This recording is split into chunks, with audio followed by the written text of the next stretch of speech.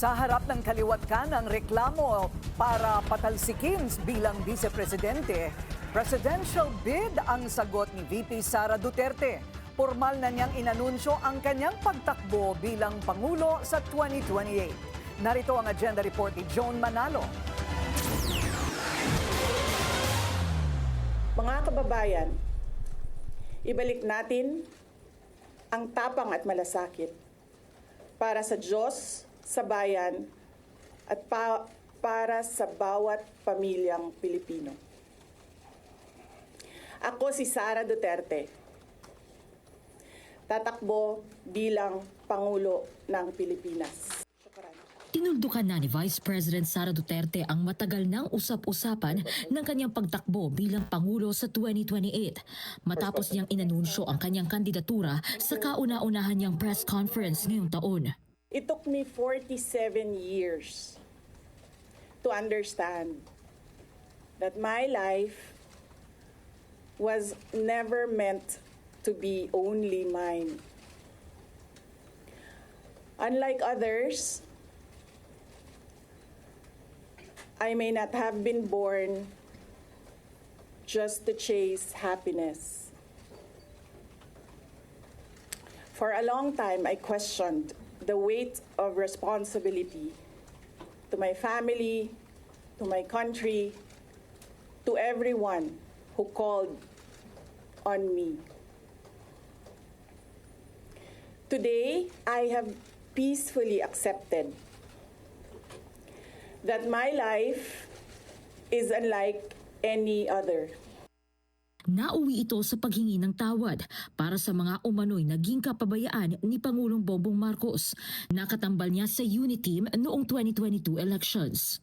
Sa unang mga buwan ng aming mga termino, nakita ko na ang kawalan ng katapatan ni Bongbong Marcos Jr.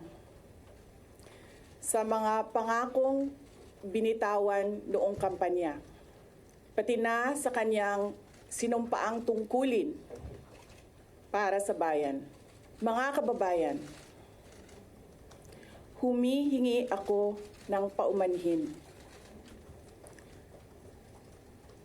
Patawad kung tinulungan ko mahalal si BBM bilang Pangulo ng ating bansa.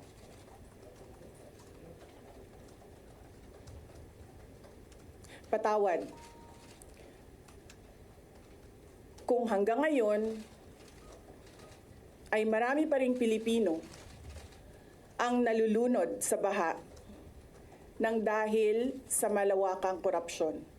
Humingi rin ng tawad si VP Sara para sa lantarang pang-aabuso na nangyayari umano sa iba't ibang institusyon ng gobyerno at iba pang mga kinahaharap na suliranin ng mga Pilipino tulad ng taas presyong bilihin, kakulangan ng maayos na healthcare system at tunay na seguridad sa pagkain. Kaya raw niya inaalay ang kanyang sarili bilang susunod na Pangulo ng bansa. I cannot kneel before each and every Filipino to beg for forgiveness. Instead, I offer my life, my strength, and my future in the service of our nation. 3 impeachment complaints ang isinampa laban kay VP Sara sa Kamara. Kabilang sa mga grounds for impeachment ang betrayal of public trust, culpable violation of the Constitution, and other high crimes. Dahil sa umano'y paglustay niya sa 612.5 million pesos na halaga ng confidential funds sa ilalim ng Office of the Vice President at Department of Education noong siya pa ang kalihim nito. Tumanggi muna ang bise na sagutin ang kahit anong tanong mula sa media pagkatapos ng kanyang deklarasyon. Para sa Agenda, Joan Manalo, Billionaire News Channel. Manatiling nakatutok sa Billionaire News Channel. Sumubaybay sa aming social media accounts at mag-subscribe sa aming YouTube channel para sa mga bago at eksklusibong balita.